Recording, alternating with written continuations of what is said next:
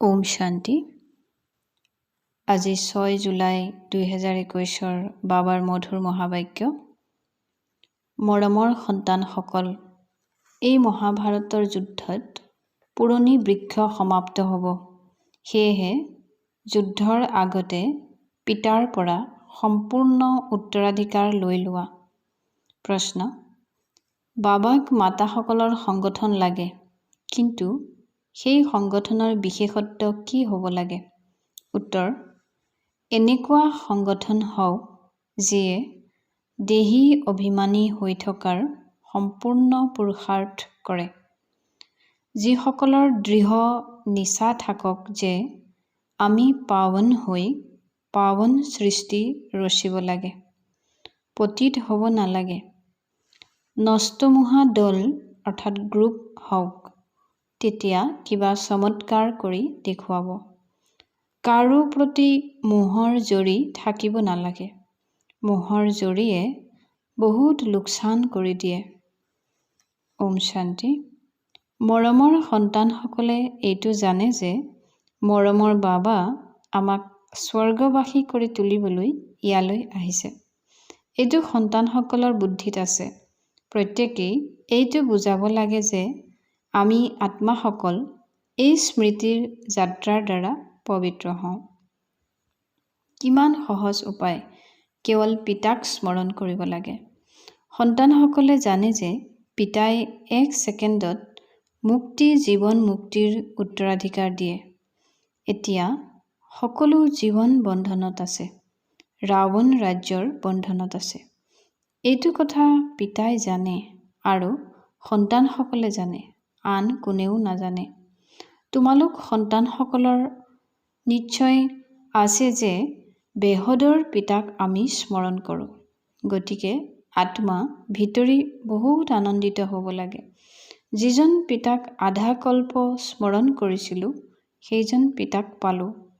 গতিকে আত্মা ভিতৰি বহুত আনন্দিত হ'ব লাগে। দুখত পিতাক স্মৰণ কৰি থাকে।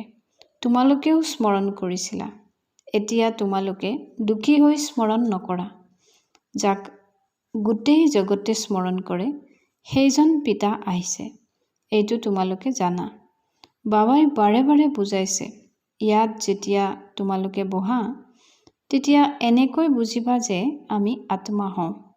বাবা পৰম ধামৰ পৰা আহিছে। কল্পই কল্পই নিজৰ প্ৰতিশ্ৰুতি অনুসৰি আহে। বাবাৰ এইটো প্ৰতিজ্ঞা যে তোমালোকে যেতিয়া আহ্বান জনাবা আৰু আধা কল্প যেতিয়া পূৰ্ণ হ'ব, তেতিয়া মই আহিবলগীয়া হয়। কলি যুগৰ পাছত সত্যযুগ হ'ব, তেতিয়া মই আহিবলগীয়া হয়। এইটো কেৱল তোমালোক সন্তানসকলে গম পোৱা যে এয়া সংগম যুগ, বাবা আহিছে। তোমালোক সন্তানসকলেও সেৱা কৰা, দিনে প্ৰতিদিনে পৰিচয় দি থাকা। পিতাৰ পৰিচয় সকলোৱে পাই থাকে। ইয়াত বহি আছা, জানা যে বেহদৰ বাবা শিৱ বাবাই আমাক পুনৰ বেহদৰ উত্তৰাধিকাৰ দিবলৈ আহিছে। তোমালোকে বাবা বাবা বুলি কোৱা, নহয় জানো? আমি শিৱ বাবাৰ ওচৰলৈ আহিছোঁ। শিৱ বাবাইও কয় যে মই সাধাৰণ শৰীৰত আহিছোঁ, কল্প পূৰ্বৰ দৰে। এইটো পাহৰিব নালাগে। মায়াই এনেকুৱা বাবাৰ স্মৃতি পাহৰাই দিয়ে, যাৰ দ্বাৰা পতিতৰ পৰা পাৱন হ'ব লাগে।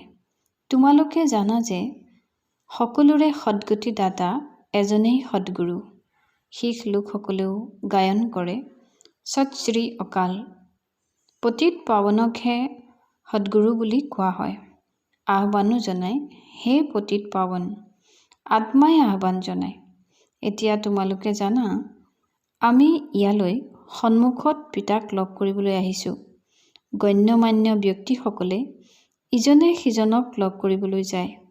তেওঁলোকৰ কিমান মহিমা হয়।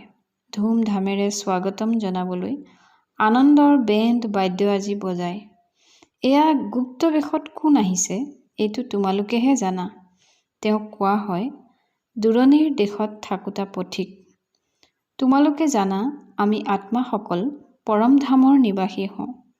ইয়ালৈ পথিক হৈ ভূমিকা পালন কৰিবলৈ আহিছোঁ। এটি এটি শব্দ যিবোৰ পিতাই বুজাই জগতত কোনেও নাজানে। তোমালোকে পিতাৰ পৰা শুনি আছা, সেয়া ভালদৰে ধাৰণ কৰিব লাগে। পিতাই বুজায়, তোমালোকে সকলো এই কৰ্মক্ষেত্ৰত পথিক হোৱা। আমি শান্তিধামৰ নিবাসী হওঁ, আকৌ ইয়ালৈ বাণীৰ জগতলৈ আহোঁ। আমি শান্তিধামৰ পথিক, 84 জন্মৰ ভূমিকা ইয়াত পালন কৰোঁ। এতিয়া এয়া অন্তিম সময়, সেয়েহে পিতা আহিছে পুৰণি সৃষ্টিক নতুন কৰি গঢ়ি তুলিবলৈ। এইটোও তোমালোকে জানা। চিত্ৰও স্পষ্ট, শিৱাবাই ব্ৰহ্মাৰ দ্বাৰা নতুন সৃষ্টিৰ স্থাপনা কৰে। এনেকুৱাটো নহয় কৃষ্ণৰ দ্বাৰা, বিষ্ণুৰ দ্বাৰা স্থাপনা কৰে। পিতা আহেই ব্ৰহ্মাৰ দ্বাৰা স্বৰ্গ ৰচিবলৈ। পিতা সাধাৰণ শৰীৰত আহিছে। এয়া হৈছেই পতিত সৃষ্টি, এজনো পাৱন নাই। আনকি প্ৰথম নম্বৰৰ লক্ষ্মী নাৰায়ণো পতিত হয়। যিসকল পাৱন আছিল তেওঁলোকেই পতিত হৈ গ'ল, গোটেই ৰাজবংশ সহিত। তোমালোকে জানা যে আমি যিসকল দৈৱী ধৰ্মৰ লোক আছিলোঁ, তেওঁলোক এতিয়া ক্ষুদ্ৰ ধৰ্মৰ লোক হৈ গৈছে। যদিওবা আমেৰিকা আদিত ডাঙৰ ডাঙৰ চহকী লোকসকল থাকে, কিন্তু সত্যযুগৰ তুলনাত আমেৰিকা একোৱেই নহয়। এই সকলোবোৰ পাছলৈ হৈছে। এয়া খন্তেকীয়া জাকজমকতা, বিনাশটো হ'বই। তোমালোক সন্তানসকলৰ বহুত ভাল নিচা থাকিব লাগে। পিতা যিয়ে আমাক স্বৰ্গৰ মালিক কৰি তোলে, তেওঁক আমি সন্তানসকলে স্মৰণ নকৰোঁ। কিমান আচৰিত কথা! মায়াই স্মৰণ কৰিব নিদিয়ে। তোমালোক সন্তানসকলে এতিয়া এনেকৈ কোৱা, বাবা, মায়াই আমাক স্মৰণ কৰিব নিদিয়ে।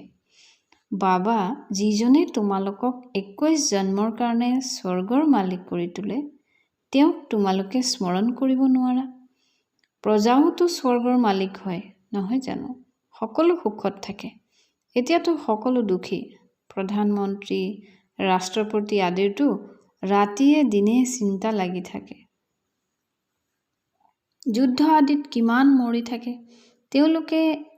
তোমালোকে জানা যে মহাভাৰতৰ যুদ্ধও প্ৰসিদ্ধ, কিন্তু তাত কি হৈছিল এয়া কাৰো বুদ্ধিত নাই। পিতাই তোমালোকৰ বুদ্ধিত ধাৰণ কৰাইছে। মহাভাৰতৰ যুদ্ধত সকলো মৰি গ'ল। কিমান বৃহৎ মনুষ্য সৃষ্টি। আত্মা সকলৰো বৃক্ষ আছে। বৃক্ষ প্ৰথমে নতুন হয়, তেতিয়া বহুত সৰু হৈ থাকে, পাছলৈ বৃদ্ধি হৈ থাকে। তোমালোকে জানা যে প্ৰথমে যেতিয়া দেৱী ধৰ্ম আছিল, তেতিয়া বৃক্ষ কিমান সৰু আছিল। আদি সনাতন দেৱতা ধৰ্ম আছিল। এতিয়া কিমান বিভিন্ন ধৰ্ম আছে। এই মহাভাৰতৰ যুদ্ধৰ দ্বাৰা এই সকলোবোৰৰ বিনাশ হ'ব, কিন্তু এই জ্ঞানো কাৰো নাই। যদিওবা ক'ব এয়া সেয়াই যুদ্ধ, কিন্তু ইয়াৰ দ্বাৰা কি হ'ব এইটো গম নাপায়। তোমালোক এতিয়া আলোকত আছা, অৰ্থাৎ পোহৰত আছা। জানা যে বিনাশ হ'ব। সেইকাৰণে মহাভাৰতৰ যুদ্ধৰ আগতে নিজৰ উত্তৰাধিকাৰ লৈ লওঁ। কথাটো অতি সহজ। পবিত্ৰ হোৱা আৰু পিতাক স্মৰণ কৰা। অনেক কন্যাৰ ওপৰত অত্যাচাৰ হয়। তোমালোক মাতাসকলৰ সংগঠন হোৱা উচিত ইজনীয়ে সিজনীক ৰক্ষা কৰিবৰ বাবে। কিন্তু দেহী অভিমানী নিশ্চয় হ'ব লাগিব। আমি পাৱনটো নিশ্চয় হ'ব লাগিব। এইটো দৃঢ় নিচা থাকিব লাগে। এনেকুৱা নিচাত থকাসকলেহে বুজাব পাৰিব। আমি পিতাক স্মৰণ কৰিব লাগে, পবিত্ৰ হ'ব লাগে। আমি স্বদৰ্শন চক্ৰধাৰী হওঁ। এইটো নিচাটো থাকিব লাগে। আমি ৰচয়িতা পিতা আৰু ৰচনাৰ চক্ৰক জানো। এতিয়া আমি পিতাৰ পৰা নতুন সৃষ্টি সত্যযুগৰ উত্তৰাধিকাৰ ল'ব লাগে। আমি 84 জন্ম কেনেকৈ লওঁ এইটো বুজাই থাকা। পিতাই কয়, মোক স্মৰণ কৰা, তেতিয়া তোমালোকৰ পাপ নষ্ট হৈ যাব। পাৱনটো নিশ্চয় হ'ব লাগে। পাৱন অৰ্থাৎ পবিত্ৰ। কাম মহাশত্ৰু হয়। আমি 84 জন্মৰ চক্ৰ পূৰা কৰিলোঁ। এতিয়া পিতাৰ পৰা উত্তৰাধিকাৰ ল'ব লাগে। পিতাই কয়, মোক স্মৰণ কৰা, তেতিয়া তোমালোকৰ বিকৰ্ম বিনাশ হ'ব। ইয়ালৈতো আহাই সজীৱ হ'বলৈ। মোক পিতাক স্মৰণ কৰা, 21 জন্মৰ উত্তৰাধিকাৰ ল'ব লাগে। কাৰো প্ৰতি মোহৰ জৰি থাকিব নালাগে। নষ্ট মোহা হ'ব লাগে। এই শৰীৰৰ প্ৰতিও যাতে মোহ নাথাকে। এয়াতো পুৰণা ছাল, কিন্তু ইয়াৰ যত্ন ল'ব লাগে যাতে পঢ়িব পাৰা। কষ্ট হ'লে তাপলি মাৰিবলগীয়া হয়। তোমালোকে জানা যে এয়া পুৰণা গেলি যোৱা শৰীৰ। ইয়াৰ কিবা নহয় কিবা হৈ থাকে। দুখ আত্মাৰ হয়। জানে যে এতিয়াতো এই শৰীৰ এৰিব লাগিব। যোগ বলেৰে ইয়াক টিকাই ৰাখিব লাগে। পিতাক স্মৰণ কৰি থাকিব লাগে। নিজক আত্মা বুলি বুজি পিতাক স্মৰণ কৰিব লাগে, বছ। অন্য কোনো লৌকিক সম্বন্ধীও স্মৃতিত আহিব নালাগে। মই দেহ নহয়, আত্মা হওঁ। পিতাই কয়, মই তোমালোক আত্মাসকলক উত্তৰাধিকাৰ দিবলৈ আহিছোঁ। আত্মা পবিত্ৰ হ'লে তেতিয়া আকৌ শৰীৰো উত্তম পাব। তোমালোকে জানা, এতিয়া আমি আত্মাসকল পবিত্ৰ হ'ব লাগে। আমি পাৱন আছিলোঁ, তেতিয়া এই লক্ষ্মী নাৰায়ণৰ দৰে আছিলোঁ। এই লক্ষ্মী নাৰায়ণে 84 জন্ম লৈছে। গোটেই সূৰ্যবংশী কুলে 84 জন্ম লৈছে। চন্দ্ৰবংশীৰ কাৰণে 84 জন্ম বুলি কোৱা নহ'ব। অৱশ্যে হয়, যিয়ে সূৰ্যবংশীত প্ৰথমে দাসী হ'ব, তেওঁলোকে পুনৰ ত্ৰেতাত কিছু পদবী পায়। তেওঁলোকৰ 84 জন্ম বুলি কোৱা হ'ব। ৰজা ৰাণী প্ৰজা যিসকল দাসী অৰ্থাৎ সূৰ্যবংশীত আহে, তেওঁলোকেই 84 জন্ম লয়। এনেকৈ নিজৰ সৈতে কথা পাতিব লাগে। আমি 84 জন্ম কেনেকৈ লওঁ? বিচাৰ সাগৰ মন্থন কৰিব লাগে। যিমান সম্ভৱ পিতা আৰু উত্তৰাধিকাৰক স্মৰণ কৰি থাকা। চলোতে ফুৰোতে এনেকৈ বুজা যে আমি বাবাৰ সন্তান। কাৰোবাক লগ পালে তেতিয়া তেওঁক পিতাৰ পৰিচয় দিব লাগে। এই চিত্ৰবোৰত গোটেই জ্ঞান আছে। সকলোবোৰ শুনাব লাগে। ব্ৰহ্মাৰ্তনত বাবাৰ আগমন হৈছে। আমি সকলো ব্ৰহ্মাকুমাৰ কুমাৰী হওঁ, নহয় জানো? আমাক বিকেসকলক স্বৰ্গৰ মালিক কৰি তুলিবলৈ বাবাৰ আগমন হৈছে। সকলো আত্মাৰ পিতা এজনেই। আমি হৈছোঁ ব্ৰহ্মাকুমাৰ কুমাৰী। নিজৰ কাৰ্ডো দেখুৱাব পাৰা। ক'ৰবাত অফিচ আদিতো কাৰ্ড দিয়া। কিন্তু বুজিব নোৱাৰিব যে বিকে কোন হয়। অনেক প্ৰকাৰৰ বিঘিনি আহে। চৰকাৰকো বুজোৱা হয়, এয়া আমাৰ পৰিয়াল, দাদা আৰু বাবা। দাদাৰ দ্বাৰা আমি উত্তৰাধিকাৰ লৈ আছোঁ। এইটো স্মৃতিত ৰাখিলে আনন্দিত হৈ থাকিব লাগে। সম্পত্তিটো ককাৰ হয়। নাতিয়েকৰ অধিকাৰ আছে। সম্পূৰ্ণ অংশ ভাগ কৰি লয়। তোমালোকে জানা, শিৱ বাবাৰ পৰা ব্ৰহ্মাৰ দ্বাৰা আমি উত্তৰাধিকাৰ লওঁ। এইটো স্মৃতিত ৰাখিব লাগে, পঢ়িব লাগে আৰু তাৰ পাছত আনক পঢ়াব লাগে। সন্তানসকলৰ প্ৰতিপালন কৰা এইটো পিতাৰ দায়িত্ব। যেতিয়ালৈকে কুমাৰ কুমাৰী সাবালক হৈ নুঠে, পিতাই তেওঁলোকৰ প্ৰতিপালন কৰিব লাগে। সন্তানৰ কাম হৈছে পঢ়া। পঢ়ে নিজৰ ভৰিত থিয় হ'বলৈ, অৰ্থাৎ আত্মনিৰ্ভৰশীল হ'বলৈ। তোমালোকে জানা, বাবাই আমাক পঢ়াই আছে 21 জন্মৰ বাবে।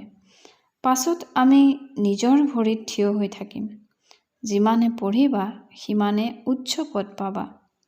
তোমালোকে নিজেই কোৱা, আমি ইয়ালৈ শ্ৰী লক্ষ্মী বা শ্ৰী নাৰায়ণ হ'বলৈ আহোঁ। এয়া সত্য নাৰায়ণৰ কথা নহয় জানো? কোনেও নাজানে যে এই লক্ষ্মী নাৰায়ণে 84 জন্ম কেনেকৈ লয়। ৰাধাৰ ভকত হ'লে তেন্তে ক'ব, ৰাধা সকলোতে বিৰাজমান হৈ আছে। যিফালে চাওঁ ৰাধাই ৰাধা, কৃষ্ণই কৃষ্ণ, শিৱই শিৱ। সকলোবোৰ সান মিহলি কৰি দিলে। ঈশ্বৰ, ৰাধা, কৃষ্ণ সকলো সৰ্বব্যাপী। এই সকলোবোৰ হৈছে ঈশ্বৰৰ ৰূপ। ভগৱানে এই ৰূপ ধাৰণ কৰিছে। যিফালে চাওঁ সেইফালে তুমিয়ে তুমি, একেবাৰে অবোধ হৈ গৈছে। এয়া হৈছে বিকাৰী পতিত সৃষ্টি। সত্যযুগ হ'ল নিৰ্বিকাৰী পাৱন সৃষ্টি। নিৰ্বিকাৰী সৃষ্টিৰ অৰ্থই হৈছে স্বৰ্গ। এনেকৈ কয় যে তাত সন্তানটো থাকিব নহয়, সেয়া কেনেকৈ জন্ম হ'ব? বছ প্ৰশ্নই এনেকুৱা সুধিব, ক'ব যে সন্তান জন্ম নহ'লে সৃষ্টি কেনেকৈ বৃদ্ধি হ'ব? প্ৰত্যেক বছৰে জনসংখ্যাৰ হিচাপ উলিয়াই যে কিমান অধিক মনুষ্য হ'ল, এইটো নকয় যে ইমান মৰিল। গতিকে সন্তানসকলে প্ৰথমে নিজৰ কল্যাণ কৰিব লাগে। মই আত্মা হওঁ, প্ৰথমতেতো এইটো নিশ্চয় কৰা। বাবাক স্মৰণ কৰিব লাগে। অন্তকালত যিয়ে নাৰায়ণক স্মৰণ কৰে। এতিয়া নাৰায়ণক স্মৰণ কৰে এইষাৰ কথা মিছাকৈ লিখিছে। অন্তকালত যিয়ে শিৱ বাবাক স্মৰণ কৰে, সেই চিন্তাত যি মৰে অৰ্থাৎ শৰীৰ ত্যাগ কৰে, স্বৰ্গৰ নাৰায়ণ হয়। অন্তকালত নাৰায়ণ বুলি কিয় কয়? এনেকৈ বুজি লয় যে কৃষ্ণই জ্ঞান দিছিল, সেয়েহে কৃষ্ণকে স্মৰণ কৰে। কৃষ্ণক স্মৰণ কৰে। নাৰায়ণৰ কথা কোনেও গম নাপায়। কৃষ্ণৰ জয়ন্তী পালন কৰে। বাৰু ৰাধাৰ জয়ন্তী ক'ত? কৃষ্ণৰ জন্মদিন পালন কৰে। নাৰায়ণৰ ক'ত? বিশ্বৰ ৰজা ৰাণী লক্ষ্মী নাৰায়ণৰ কথা কোনেও গমেই নাপায়। প্ৰজাপিতা ব্ৰহ্মাৰ মুখ বংশাৱলী হ'ব নহয় জানো? ক'লৈ গ'ল? কয় ব্ৰাহ্মণ দেৱী দেৱতা নমঃ। তো ব্ৰহ্মাৰ মুখ বংশাৱলী আছিল নহয় জানো? সন্তানসকলে বুজি পায় ব্ৰহ্মাৰ দ্বাৰা শিৱ বাবাই ব্ৰাহ্মণ ধৰ্মৰ প্ৰতিষ্ঠা কৰে। ব্ৰাহ্মণ ধৰ্ম ব্ৰহ্মাই ৰচনা কৰা নাই, শিৱ বাবাই ৰচনা কৰিছে। এওঁতো এতিয়া ব্ৰহ্মা হৈছে। ভাল বাৰু। অতি মৰমৰ কল্পৰ পাছত পুনৰাই লগ পোৱা সন্তানসকলৰ প্ৰতি মাতা পিতা বাপ দাদাৰ স্নেহপূৰ্ণ স্মৰণ আৰু সুপ্ৰভাত। আত্মিক পিতাৰ আত্মিক সন্তানসকলক নমস্কাৰ। আত্মিক সন্তানসকলৰো আত্মিক পিতালৈ নমস্কাৰ আৰু সুপ্ৰভাত। ধাৰণাৰ বাবে মুখ্য সাৰ। ১ নম্বৰ, এই পুৰণা শৰীৰত থাকি পঢ়ি ২১ জন্মৰ বাবে উপাৰ্জন কৰিব লাগে। সেইবাবে ইয়াৰ যত্ন ল'ব লাগে। বাকী ইয়াৰ প্ৰতি মোহ ৰাখিব নালাগে। ২ নম্বৰ, এনেকুৱা অভ্যাস কৰিব লাগে যাতে অন্তিম সময়ত একমাত্ৰ শিৱ বাবাহে স্মৃতিত থাকে। অন্য কোনো চিন্তনত যাব নালাগে। নিজৰ কল্যাণ কৰিব লাগে। আজিৰ বাবাৰ বৰদান হৈছে সাকাৰ ৰূপত বাপ দাদাক সন্মুখত অনুভৱ কৰোঁতা সংযুক্ত ৰূপধাৰী হোৱা। যেনেকৈ শিৱ শক্তি সংযুক্ত হয়, সেইদৰে পাণ্ডৱ পতি আৰু পাণ্ডৱ সংযুক্ত হয়। যি এনেদৰে সংযুক্ত ৰূপত থাকে, তেওঁলোকৰ আগত বাপ দাদা সাকাৰত সৰ্ব সম্বন্ধেৰে সন্মুখত থাকে।